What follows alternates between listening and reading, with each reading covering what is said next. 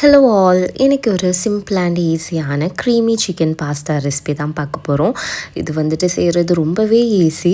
மூணு இன்க்ரீடியன்ட் தான். நம்மளுக்கு ரெடிமேட் பாஸ்தா இருக்கும், அதை பாயில் பண்ணி எப்பவும் போல் வேக வச்சு நம்ம எடுத்துக்க வேண்டியதான். நான் இங்கே வந்துட்டு வாட்டரில் பார்த்திங்கன்னா கொஞ்சமாக ஆயில் அண்ட் சால்ட்டு சேர்த்துருக்கேன். ஸோ வந்துட்டு அந்த ஸ்டிக்கினஸ் வந்துட்டு ஒன்றோடி ஒன்று ஒட்டாமல் இருக்கிறதுக்காக இப்படி வந்து நீங்கள் ஒரு 10 மினிட்ஸ் பாயில் பண்ணி அதை தனியாக எடுத்து வச்சுக்கோங்க.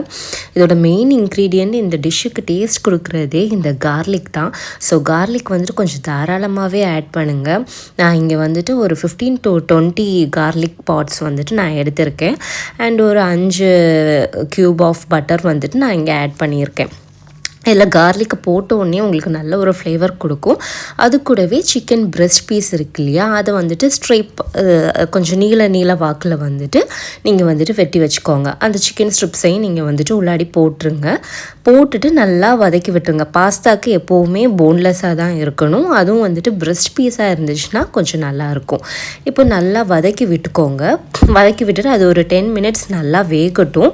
உங்களுக்கு சிக்கனுக்கு தேவையான அளவு உப்பு அண்ட் பெப்பர் மஸ்ட்டு பெப்பர் போட்டுக்கோங்க. அது வந்துட்டு நல்லா அந்த கார்லிக் கூட சேர்ந்து ஒரு ஜூஸி ஃப்ளேவர் வரும்போது உங்களுக்கே தெரியும். அந்த பெப்பரோட ஸ்மெல்லும் டேஸ்ட்டும் வந்துட்டு நல்லா என்ஹான்ஸ் பண்ணி கொடுக்கும்.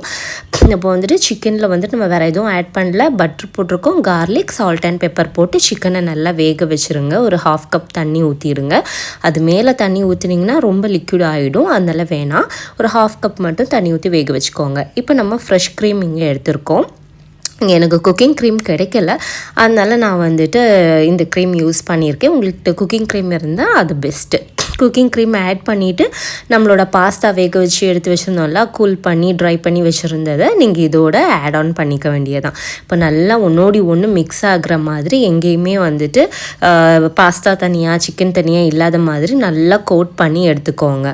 இது மேலே நான் வந்துட்டு கார்னிஷ்க்கு வந்துட்டு கொஞ்சமாக கொரியாண்டர் மட்டும் ஆட் பண்ணுறேன்.